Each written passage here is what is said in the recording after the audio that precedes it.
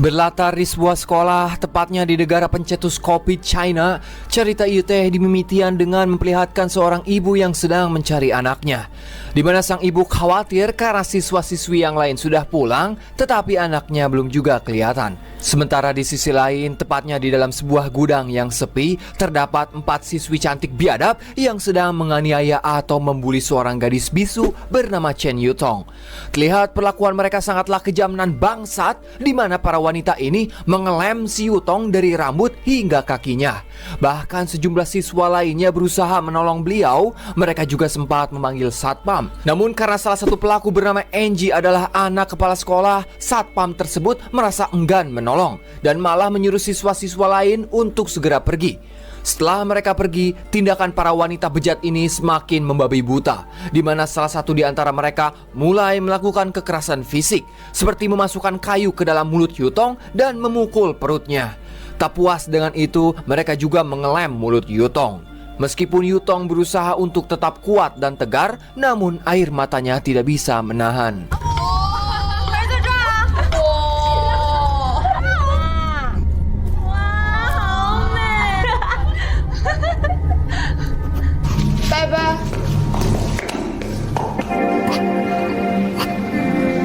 Tak berselang lama, si ibu yang bernama Li Han pun akhirnya berhasil menemukan sang anak, yaitu Chen Yutong.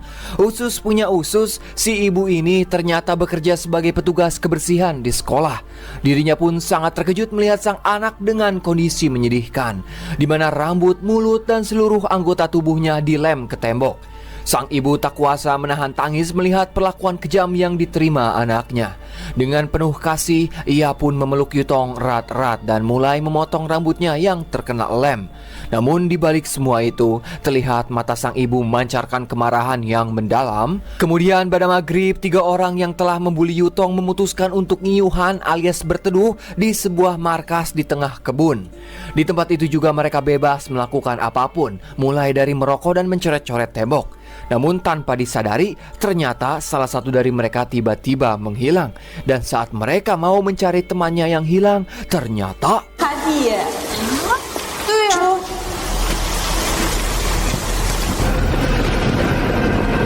seketika mereka pun panik dan langsung kabur sejauh mungkin. Kemudian salah satu dari mereka mencoba kabur dengan memanjat ke atap bangunan. Namun tiba-tiba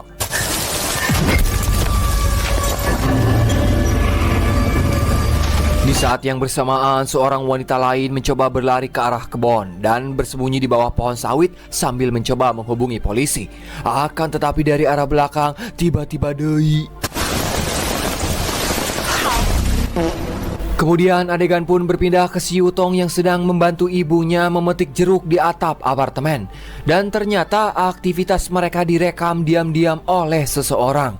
Kemudian pada keesokan harinya, jeruk yang mereka petik semalam digunakan oleh sang ibu untuk membuat minuman. Setelah itu dibagikan kepada para guru dan kepala sekolah. Dengan penuh kebanggaan, sang ibu bercerita bahwa jeruk tersebut berasal dari pohon yang ditanam oleh suaminya. Tapi di balik semua itu, hilangnya 3 anak yang dikenal sebagai pembuli mulai menarik perhatian polisi, di mana mereka langsung datang ke sekolah untuk menyelidiki. Kemudian pihak polisi pun menginterogasi Yutong karena dia adalah orang terakhir yang berinteraksi dengan ketiga anak tersebut. Melihat Yutong yang sangat ketakutan, ibunya pun berusaha menenangkannya dengan mengatakan kepada petugas bahwa aku akan berbicara dengan Yutong di rumah setelah anaknya lebih tenang. Di saat yang bersamaan, Angie juga dipanggil untuk diinterogasi. Dengan santai ia mengatakan bahwa saat kejadian aku sedang sakit. Ia juga menunjukkan surat keterangan sakit sebagai bukti kepada polisi, yang padahal itu adalah keterangan palsu. 有什么证明？不信你自己看。回去吧。 Singkat cerita, pada sore hari sepulang sekolah, sang ibu dan Yutong yang baru saja sampai di apartemen, mereka pun bertemu dengan tetangga baru. Tetangganya itu bernama Lin Zaifu, dan ternyata beliau adalah rekan kerja Li Han di sekolah. Sementara di tempat lain, terlihat si Angie sedang berjalan sendirian dan masuk ke sebuah bus tua di area kebun sawit. Dan tempat itu juga digunakan sebagai salah satu markas oleh geng pembuli. Di sini, Angie pun mencoba menghubungi teman-temannya untuk segera berkumpul tanpa menyadari bahwa ketiga temannya sudah tewas. Tak berselang lama, terdengar suara benda dari arah belakang. Angie yang ketakutan pun langsung menutup pintu bus tersebut. Namun tiba-tiba sosok misterius berjas hujan muncul kembali. Posisi Angie yang terpojok, dirinya pun mencoba melawan dengan menggunakan apar. Setelah itu, ia pun berusaha kabur melalui pintu belakang. Tetapi pintu itu sudah diganjal dari luar. Lantas sosok orang yang berjas hujan Indomaret itu pun mulai mendekati Angie.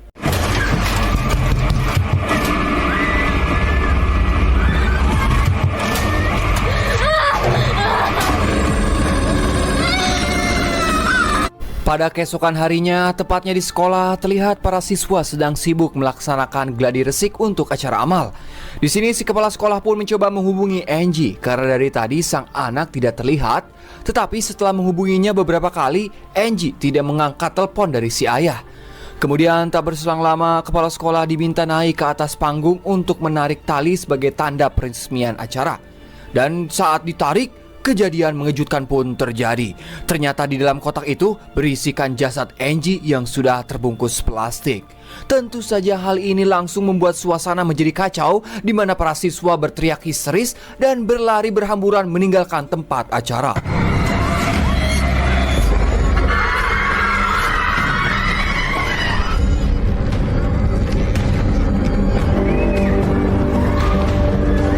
Di tengah kepanikan tersebut, Lihan segera mencari Yutong yang tiba-tiba saja menghilang di tengah keramaian. Sementara si kepala sekolah, dirinya pun segera melaporkan insiden mengerikan itu kepada pihak kepolisian. Dalam laporan tersebut, kepala sekolah menyebutkan 2 orang yang dicurigai terlibat dalam kasus pembunuhan ini. Yang pertama adalah orang misterius yang sering memakai jas hujan, di mana ia diam-diam sering merekam aktivitas para siswa-siswi. Dan yang kedua adalah si Zaifu, seorang pekerja di sekolah yang memiliki latar belakang tragis. Diketahui Zaifu ini merupakan korban selamat dari tsunami beberapa tahun lalu dan ia pernah kehilangan anaknya dalam sebuah kecelakaan tragis. Lantas kepala sekolah pun mulai mencurigai Zaifu karena sejak kematian anaknya perilakunya berubah, di mana ia seringkali melirik siswi-siswi di sekolah dengan cara yang mencurigakan. 我让在福警方的女孩子感到跟她的确是挺奇怪的。林在福拿相机偷拍学生。 Sementara itu, sang ibu yang terus mencari keberadaan Yutong, dirinya pun mencoba memeriksa rekaman CCTV milik tetangga. Akan tetapi pada rekaman tersebut, ia tidak menemukan keberadaan Yutong sama sekali. Dan ia malah melihat Zaifu sedang mengangkat sebuah kulkas bekas ke dalam mobilnya. Lantas sang ibu pun mencoba pergi ke kamar Zaifu untuk bertemu dengannya. Namun sesampainya di sana, Lihan mulai curiga karena ia menemukan noda darah di jendela. Kemudian ia pun mencoba turun ke lantai bawah. Hingga pada akhirnya Lihan berhasil menemukan jam tangan milik anaknya. Lantas Lihan pun langsung mengetuk pintu kamar Zaifu berkali-kali. Namun sayang Zaifu tidak ada di sana. Tak menyerah begitu saja, Lihan memutuskan untuk masuk melalui jendela. Dengan menggunakan kain yang diikatkan pada tubuhnya, perlahan-lahan Lihan pun mulai berjalan. Sayang, sungguh sayang, saat mau melangkah, Lihan malah terpleset, tapi beruntung ia masih diberikan selamat dan hanya tangannya sajalah yang terluka. Kemudian setelah Lihan berhasil masuk, di sana ia tidak menemukan tanda-tanda keberadaan anaknya.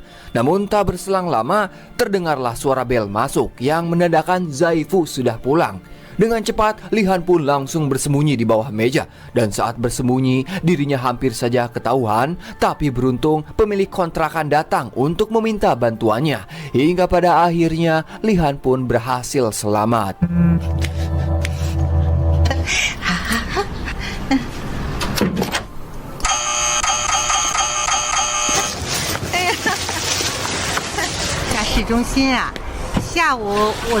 Kembali ke Lihan, terlihat dirinya berhasil melarikan diri. Namun saat yang bersamaan, ia malah bertemu dengan seorang kepala polisi bernama Dai.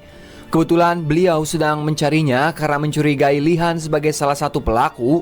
Akan tetapi ketika melihat tangan Lihan terluka, Dai pun memberikan pertolongan terlebih dahulu. Dengan kesempatan tersebut, Lihan memohon bantuan kepada Dai untuk menemukan putrinya yang hilang. Akibatnya membuat kecurigaan Dai terhadap Lihan mulai hilang. Lantas mereka pun kembali memeriksa rekaman CCTV. Pada rekaman itu memperlihatkan Zaifu yang sedang membuang sampah. Saat yang bersamaan juga, truk sampah pun datang. Dengan cepat, Lihan dan Dai pun langsung mengejar truk tersebut. Dan di hadapan puluhan orang, Lihan tanpa ragu membongkar tumpukan sampah itu.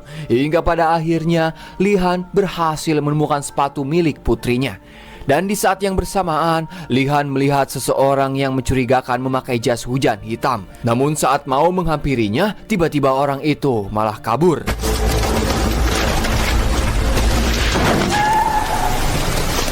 Beruntung orang tersebut ketabrak mobil sehingga ia tidak bisa melarikan diri lagi. Dan ketika maskernya dilepas, terungkaplah bahwa orang tersebut bernama Huan, yaitu anak dari kepala polisi Dai. Saat berada di kantor polisi, para petugas pun memeriksa kamera milik Huan. Dan betapa terkejutnya mereka bahwa isi kamera itu penuh dengan rekaman wanita. Yang lebih parahnya, Huan sering merekam para wanita saat mandi, modal, ganti baju secara diam-diam. Dan ia juga mengetahui detail pribadi seperti warna pakaian dalam yang dikenakan wanita, termasuk Lihan yang merupakan rangda alias janda. Dan ternyata Huan memiliki ketertarikan khusus kepada Lihan. Dan fakta ini membuat sang ayah marah besar, sehingga ia pun langsung menghajarnya saat itu juga. Terungkap pula bahwa sejak kecil Huan sudah memiliki kebiasaan merekam wanita secara diam-diam, dan akibat perbuatannya ia pernah dihukum dan dihajar di depan umum oleh ayahnya sendiri. Tak lama setelah itu, salah satu anggota Isilop berhasil menemukan rekaman lain yang memperlihatkan Yutong sedang diseret paksa masuk ke kamar Zaifu.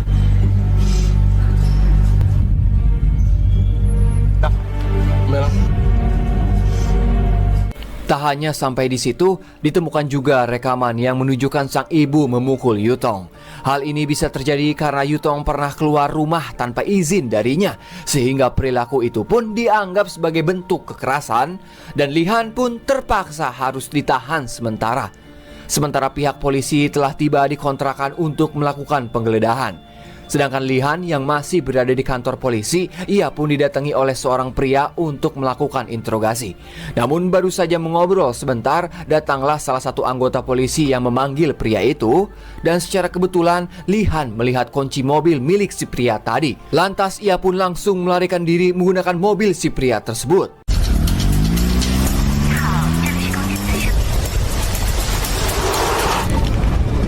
Wei, 小童。 你安老公。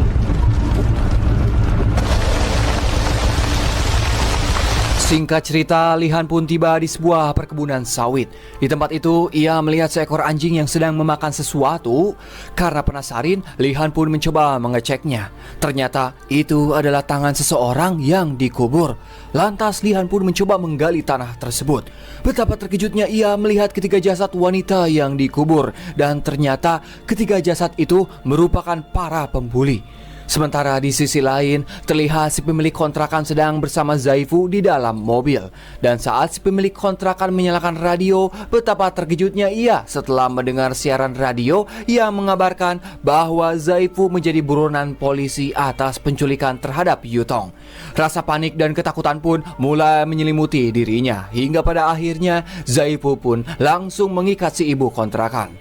Kemudian Zaifu masuk ke sebuah rumah kosong. Ketika berada di dalam, dirinya pun kembali mengingat tentang masa lalunya. Jadi Zaifu ini dulunya pernah memiliki seorang putri nan cantik bernama Huijun. Dan beliau merupakan seorang anak dengan keterbatasan mental. Huijun juga ternyata bersahabat dekat dengan si Yutong. Menjelang ulang tahunnya, Huijun meminta hadiah sederhana di mana ia ingin sekali diajak oleh ayahnya menaiki perahu. Lantas si ayah pun berjanji akan memenuhi permintaan itu. Namun di saat hari ulang tahunnya, sebuah tragedi pun terjadi.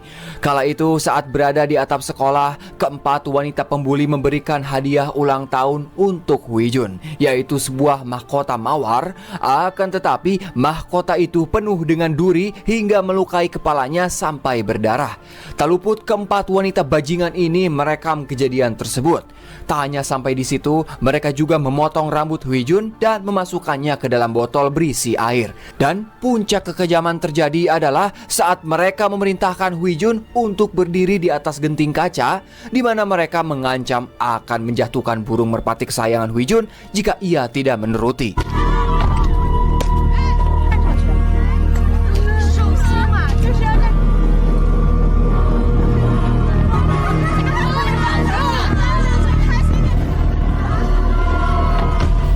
Tak berselang lama, Yutong tiba di tempat kejadian. Melihat sahabatnya sedang menjadi korban perundungan, Yutong pun berusaha menolongnya, di mana ia berniat mau menusuk mereka menggunakan gunting.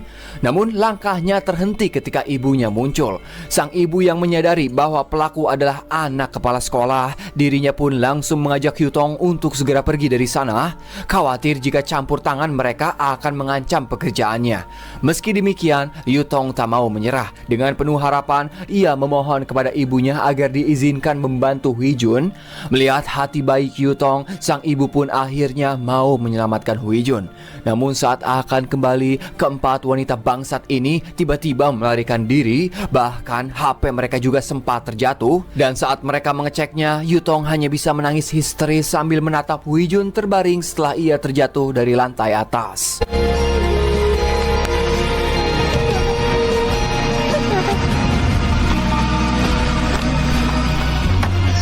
Kemudian pada suatu hari, Zaifu secara tak sengaja menemukan sebuah HP yang terjatuh, di mana HP itu milik salah satu pembuli. Pada HP itulah Zaifu menyaksikan semua kekejaman yang telah dialami oleh sang anak. Jadi inilah yang memicu dendam yang mendalam dari Zaifu, hingga pada akhirnya ia berniat melakukan balas dendam dengan membantai para keempat pembuli tersebut. Kembali ke masa sekarang, terlihat Zaifu tengah mengikat seorang guru tua bernama Feng. Jadi si Feng ini adalah sosok yang sangat dihormati di sekolah karena terkenal dengan kebijaksanaan dan integritasnya. Di sini Feng memohon-mohon di hadapan Zaifu untuk diampuni.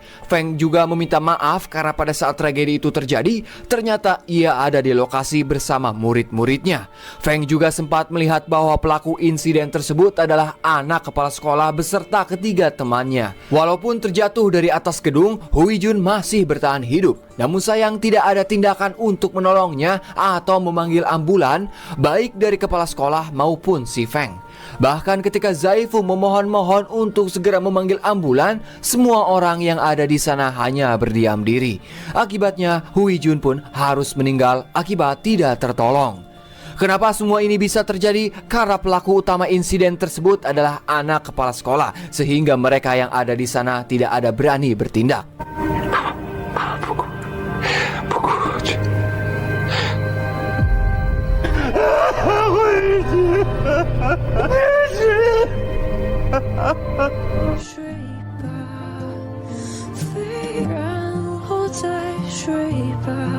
Jadi sebelum menemukan HP yang merekam kejadian tragis putrinya, Zaifu lebih dulu berusaha mencari tahu penyebab kematian sang anak dengan bertanya kepada orang-orang di sekitarnya.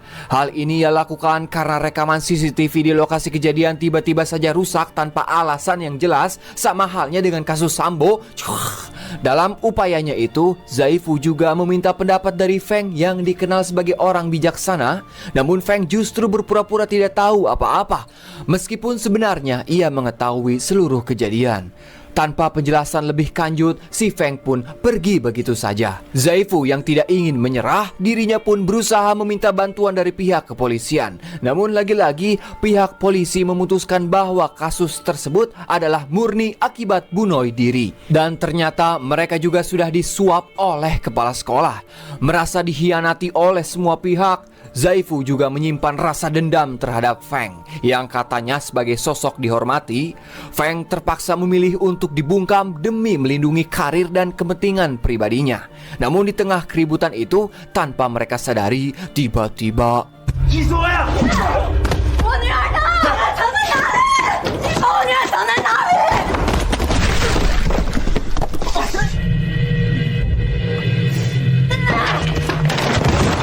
Di sini Lihan pun menanyakan kepada Zaifu, "Di mana kau membawa anakku?" Zaifu pun menjawab bahwa aku telah mengubur Yutong di kebun jeruk yang terletak di atap rumah kontrakan mereka.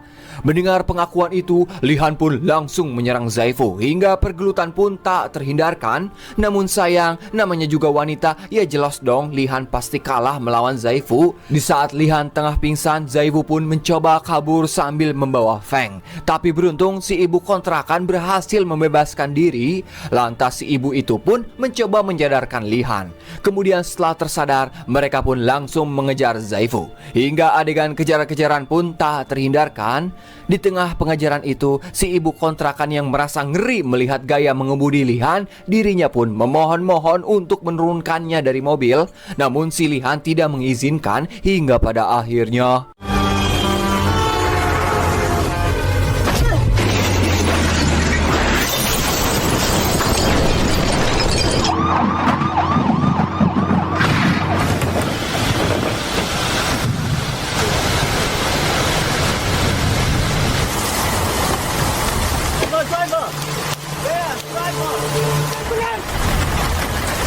Kemudian adegan pun berpindah tepatnya 5 tahun yang lalu.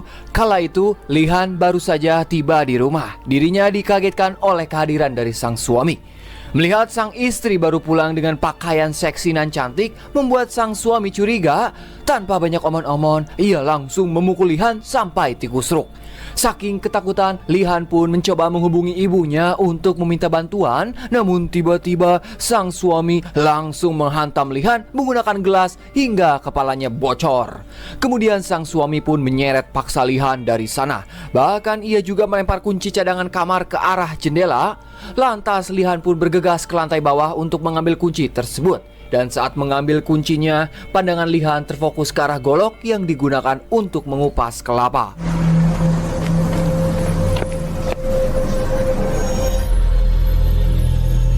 Kembali ke masa sekarang, terlihat Zaifu sedang dibawa ke kontrakan bersama pihak polisi untuk menunjukkan di mana lokasi dikuburnya Yutong. Di sana juga banyak sekali para wartawan dan warga yang geram. Dalam proses interogasi, polisi menunjukkan bukti-bukti yang telah ditemukan, termasuk rekaman yang menunjukkan Zaifu menculik Yutong. Kemudian Dai pun bertanya, "Di mana kau menyembunyikan Yutong?" Namun Zaifu kembali memberikan jawaban yang sama bahwa aku telah menguburkan Yutong di atap kontrakan. Lantas para polisi pun segera bertindak. Mereka juga membawa anjing pelacak ke lokasi yang dimaksud. Dan saat kebun jeruk yang ada di atap itu digali, ditemukanlah sebuah kerangka manusia dewasa. Tentu saja hal ini menimbulkan kejanggalan. Mana mungkin tubuh seseorang yang baru saja tewas dikubur bisa langsung menjadi tulang belulang dalam waktu singkat. Lantas penyelidikan pun kembali berkanjut hingga pada akhirnya polisi berhasil menemukan fakta baru yang sangat mengencrotkan. Ternyata tulang belulang itu bukanlah milik Yutong, melainkan milik ayah tiri Yutong yang dikubur 5 tahun lalu oleh Lihan. Ternyata jeruk yang selama ini dibagikan oleh Lihan menggunakan tubuh suaminya sebagai pupuk. Oleh sebab itu, di awal cerita ketika Lihan membagikan minuman jeruk, ia selalu mengatakan bahwa jeruk tersebut adalah hasil kerja keras suaminya. 这是我家先生种的金桔。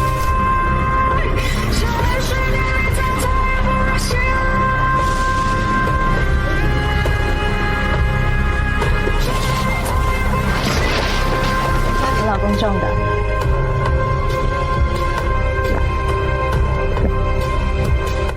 Setelah diketahui bahwa tulang yang ditemukan milik ayah tiri Yutong, polisi pun kembali menginterogasi Zaifu mengenai keberadaan Yutong. Namun Zaifu menjawab bahwa Yutong sekarang sudah bebas. Tak berselang lama, kerumunan warga dan wartawan berhasil menerobos masuk sampai ke atap. Zaifu yang merasa bahwa tujuannya telah tercapai, yaitu membalaskan dendam terhadap para pembuli anaknya, dirinya pun memutuskan untuk bunuh diri dengan cara meloncat dari atas gedung.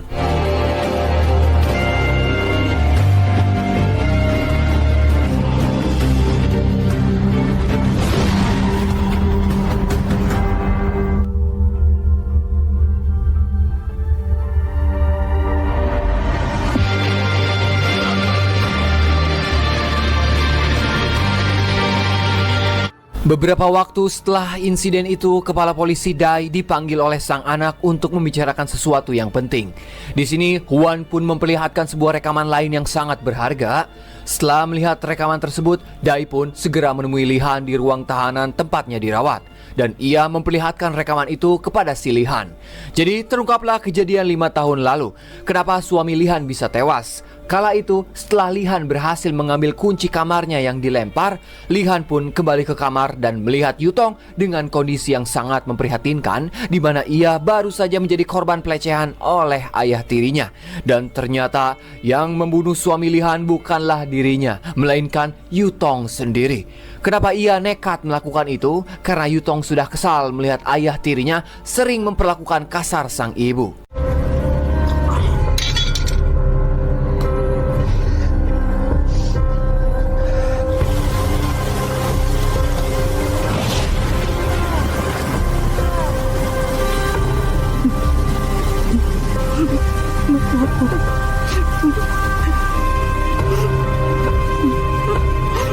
Setelah melihat rekaman tersebut, Lihan memohon-mohon kepada Dai untuk menyalahkan dirinya sebagai pelaku. Ia rela menanggung semua agar anaknya tidak dipenjara. Karena bagaimanapun kesalahan anaknya, ia tidak tega melihat Yutong menderita.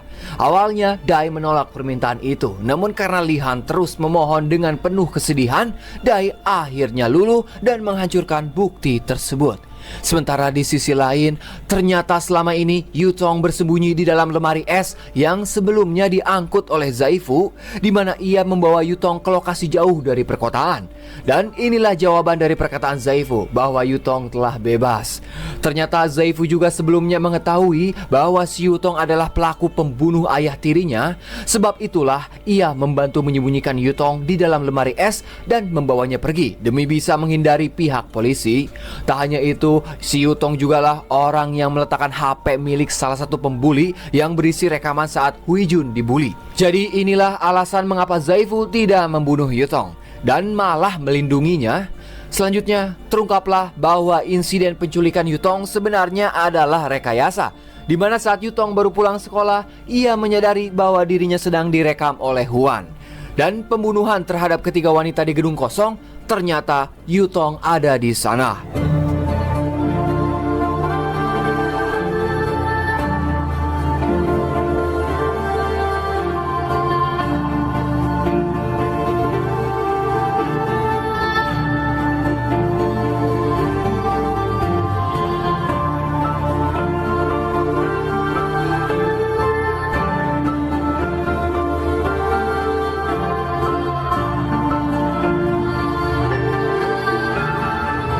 Namun kejutan tidak berhenti di situ. Di akhir film terlihat si Yutong sudah berada di dalam penjara khusus perempuan. Dan lebih mengejutkannya lagi, terlihat si Yutong tengah bernyanyi meskipun selama ini ia dianggap bisu.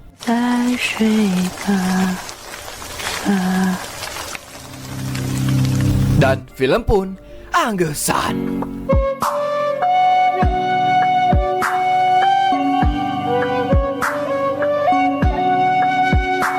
Yowes, mungkin segitu info di pusat mengabarkan. Saya Dharma yang berjualan es teh manis mengucapkan hatur nuhun.